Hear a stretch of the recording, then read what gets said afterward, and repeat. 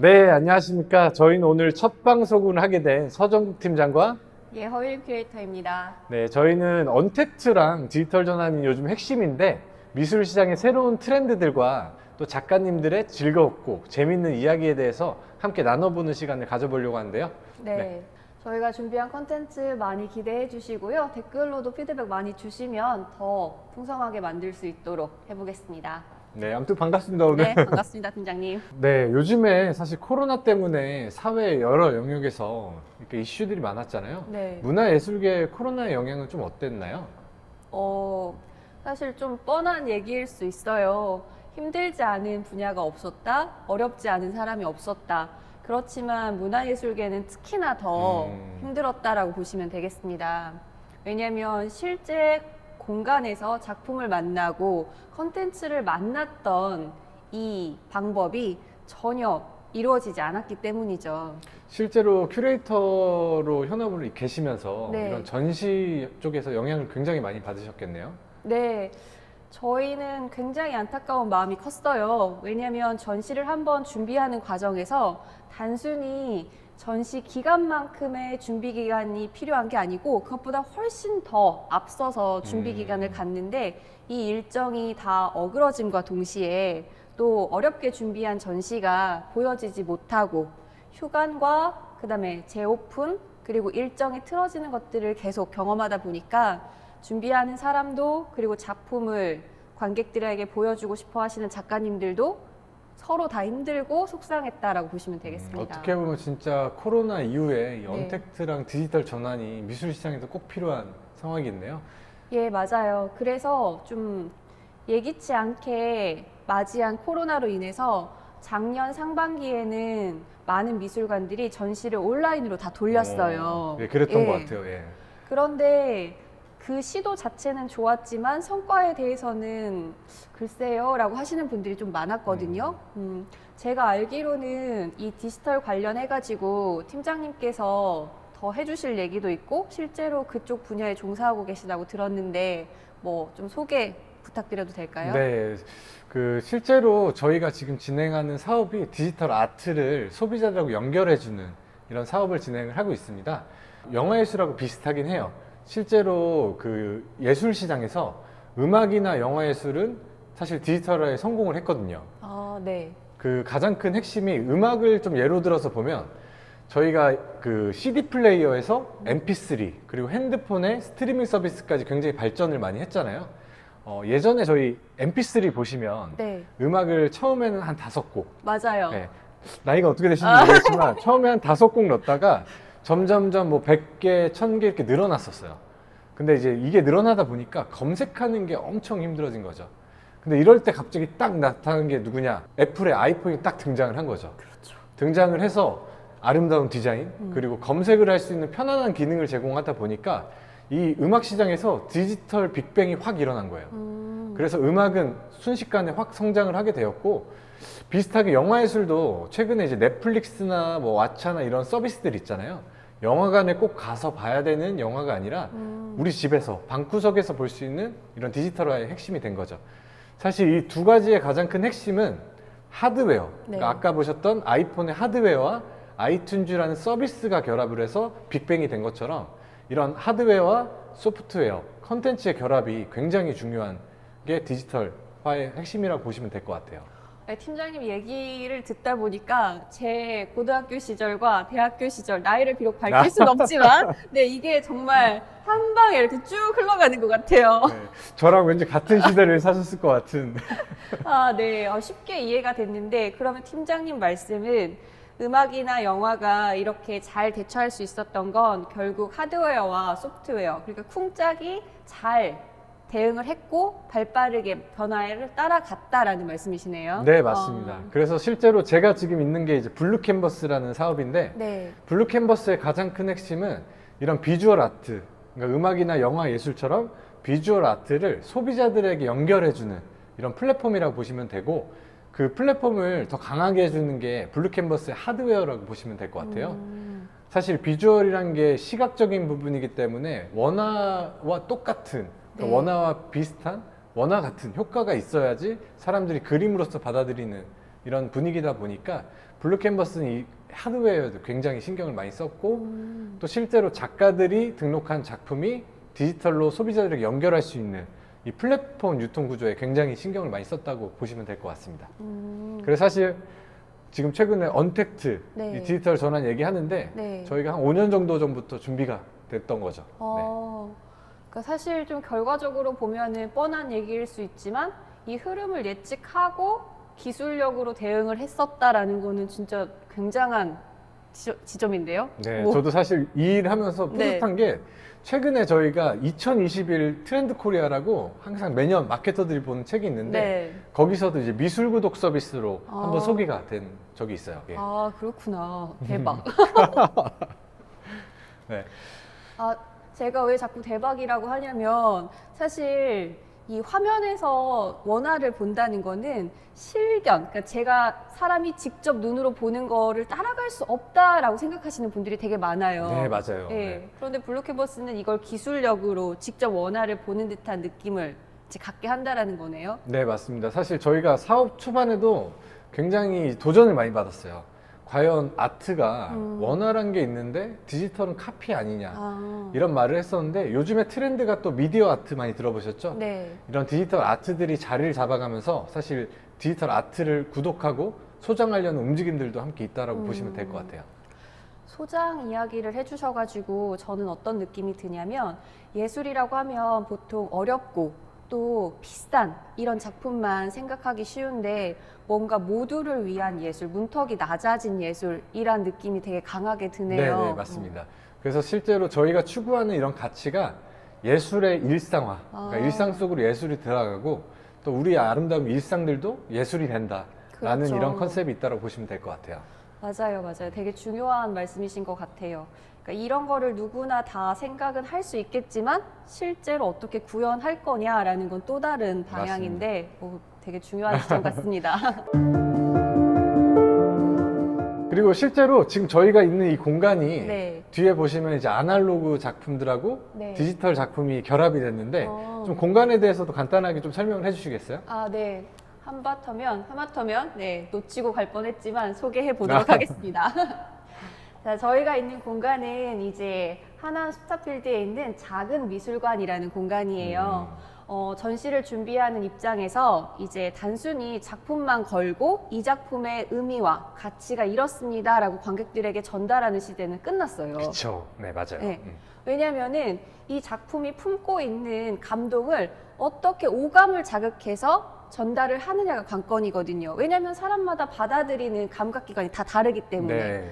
그래서 요즘은 이 원화를 기반으로 한 아날로그 서비스하고 디지털 서비스가 자연스럽게 결합될 수밖에 없거든요. 근데 이 작은 미술관에서는 대중을 위해서 이제 그 시도를 하고 있다라고 보시면 되겠습니다. 실제로 제가 알기로도 이 공간이 되게 가치가 있는 게 작가들이 만든 이런 컨텐츠가 사실 디지털로 바뀌었을 때 제일 중요한 게 또 이걸 연결해 줄 수 있는 이런 플랫폼이 필요하잖아요. 네. 거기에 최근에 코로나 때문에 미술관이나 전시관을 가지 못하는데 사람들이 최소한의 소비를 위해서 몰리는 이런 복합 공간, 네. 그러니까 이런 소비의 접점에서 대중들과 만나는 곳에서 예술이 이렇게 보여줄 수 있다는 게 어떻게 보면 찾아가는 형태의 미술관이 아닌가 싶네요. 그렇죠.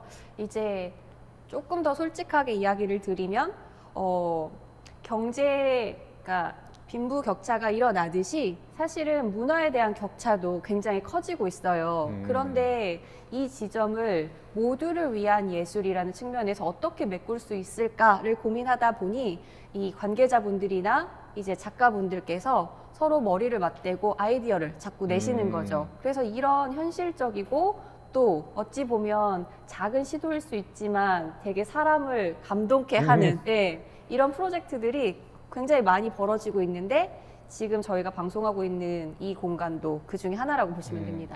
그래서 아까 미술 시장에서 이런 디지털 움직임이 있다고 했는데 사실 기술에만 너무 초점이 맞춰져 있던 것 같긴 해요. 네. 오히려 이런 공간들 컨셉처럼 사람들이 모이는 이런 접점에서 디지털 작품과 그걸 연결하는 이런 서비스 네. 그리고 아날로그가 같이 융합이 된다면 오히려 이런 언택트랑 디지털에 더 맞는 느낌이 더 들긴 하거든요. 어떻게 생각하세요? 시대가 빨리빨리 변하고 있으니까요. 사실 웃자고 하는 얘기지만 요즘 누가 네이버에 아니면 구글에 검색을 해요. 요즘 그쵸. 친구들은, 요즘 10대들은 다 유튜브에 검색을 한다고 하더라고요. 그만큼 어떤 정보를 얻는 채널이 달라지면 이거 산업 구조도 거기에 맞게끔 변화하는 게 저는 순서라고 생각하니까 디지털이나 언택트가 그냥 갑자기 찾아온 생소한 단어라기보다는 이왕 왔어야 됐는데 조금 빨리 온 것뿐이 아닌가 싶습니다. 팀장님, 제가 듣기로는 이런 취지를 살려서 이 스타필드에서도 전시가 또 열린다고 들었어요. 혹시 좀 더 자세하게 들을 수 있을까요?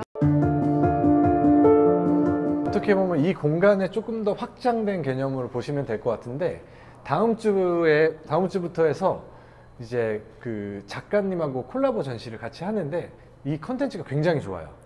그러니까 해외에 나가 있는 우리 문화재가 약 네. 19만 점에 이른다고 하는데, 사실 이게 외교적으로나 국가적 문제로나 환수하기가 굉장히 힘든 문제가 있고, 시간이 지나면서 수당고에서 우리의 문화재들이 없어지거나 이렇게 사라지는 경우가 있는데, 이거를 작가님께서 디지털로 복원해서 다시 우리에게 귀향을 시킨다라는 좋은 취지로 그 컨텐츠를 만드셨습니다. 우와. 그래서 저희랑 그런 좋은 컨텐츠를 블루캔버스라는 매체와 플랫폼을 통해서 소비자들이 만나는 문화 복합 공간인 스타필드 전지점에서 오. 저희가 344개의 디스플레이를 이용해서 대박. 전시를 진행하게 됩니다. 그 혹시 스타필드 가보셨나요? 네. 대형 미디어 타워 보셨죠? 엄청 좋죠. 네. 거기서 엄청 크게 목류도 온도를 감상하실 우와. 수가 있어요. 아니, 보기 싫어도 정말 시각이라고 하죠. 시선 강탈할 수밖에 없는 그런 매체인데 거기서 몽유도 원도가 나온다면 진짜 대박일 것 같은데요. 그렇죠. 아무래도 조선에서 가장 최고의 작품을 뽑으라 하면 목류도 원도인데, 그 목류도 원도가 스타필드 미디어 타워에서 엄청 크게 대형으로 펼쳐진다라고 생각하시면 될 것 같아요. 우와. 아니, 그렇지 않아도 한국인들이 가장 보고 싶어 하는 작품 중에 1위가 안견의 몽유도 원도거든요. 네, 맞습니다. 네. 근데 지금 일본에 가 있으니까 얼마나 안타까워요. 그렇죠. 하필 또 거기가 있어가지고. 아무튼 그런데 네. 또 남상민 작가님이 디지털 보존협회라는 걸 통해서 귀향을 또 하고 있지만, 저희 또 플랫폼에 참여하고 계시잖아요. 남상민 작가가 계신 다인미디어 아트랩에 네. 대해서 좀 간단하게 소개를 좀 부탁드리겠습니다. 네.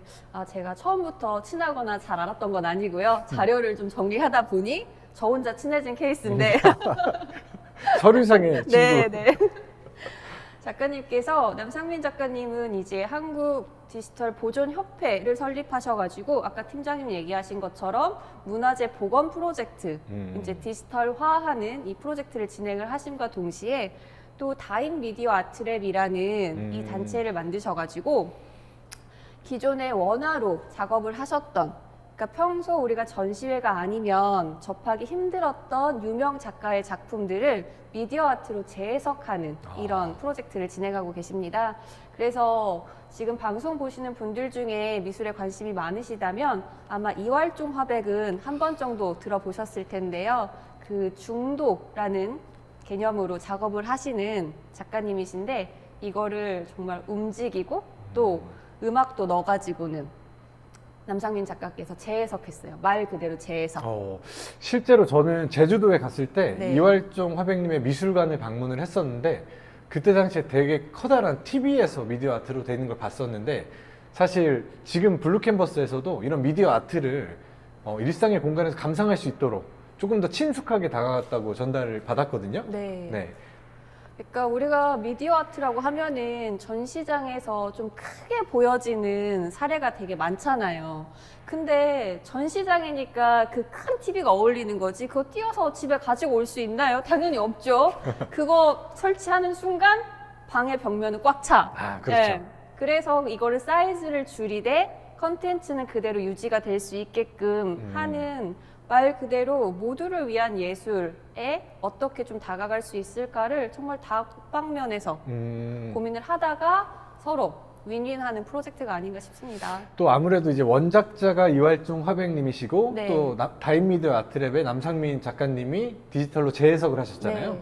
그럼 혹시 다른 원작자 작품도 있는 건가요? 네네.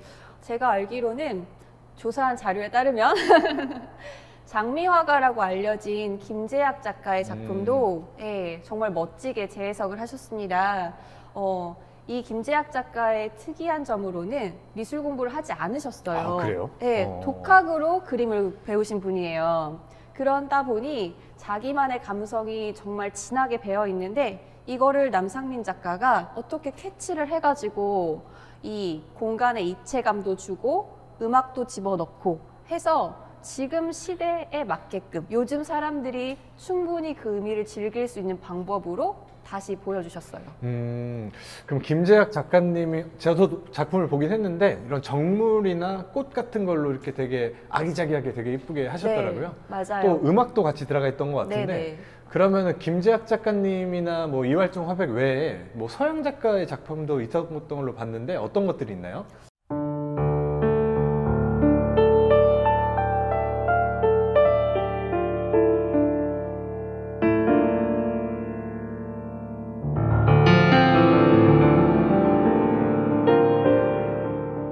그러면 어떻게 보면 한국화, 동양화, 그리고 서양화까지 마스터피스에 대해서 약간 그렇죠. 움직임을 주시고 네.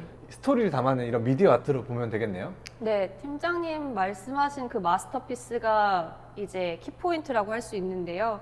우리가 그 마스터피스를 보려고 멀리 여행을 가서 미술관을 찾아가잖아요. 근데 굳이 그렇게 하지 않아도 내 방에서 이제 그 명화를 즐길 수 있다가 된 거죠.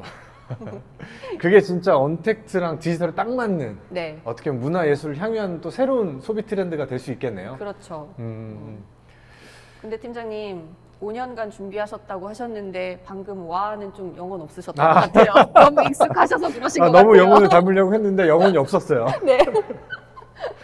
네. 그러면은 저희가 그 작가님 작품이나 이런 걸 좀 알아봤는데 네. 아쉽지만 오늘은 조금 시간이 이제 다 네. 돼가지고 맞춰야 돼요. 사실 첫 방송인데 얘기하다 보니까 네, 우리 감독님 너무 기다리시더라고요. 네. 컷을 하려고 기다리는데 네, 그래서 오늘은 이만 마무리를 하는 걸로 할게요. 네. 그래서 다음 방송도 저희 할 얘기 너무 많으니까 꼭 다시 한번 구독해 주시고 네. 들어와서 좋아요 해주시면 감사하겠어요. 그리고 좀 여쭤볼 게 네. 제가 허유림 큐레이터라고 부르니까 네, 발음이 네. 자꾸 꼬이는데 네. 좀 편하게 허큐라고 그럼요. 앞으로부터 네, 편하게 불러주세요. 그럼 저한테 서팀이라고 불러주시는 네, 네, 건가요? 네. 알겠습니다. 그러면 앞으로는 서팀과 허큐가 함께하는 네. 뭐 뻥땡땡 이렇게 가는 걸로 할 건데 아직 안 이름은 정했어요. 저희가 곧 공개할 겁니다. 기대해 주세요. 네. 네, 좋아요랑 구독 꼭 눌러주시고요. 첫 방송에 대한 피드백도 댓글로 남겨주시면은 많이 반영해서 더 예쁜 방송, 좋은 방송 제공해 볼 수 있도록 하겠습니다. 네, 그럼 이만 마무리하겠습니다. 네, 감사합니다. 감사합니다.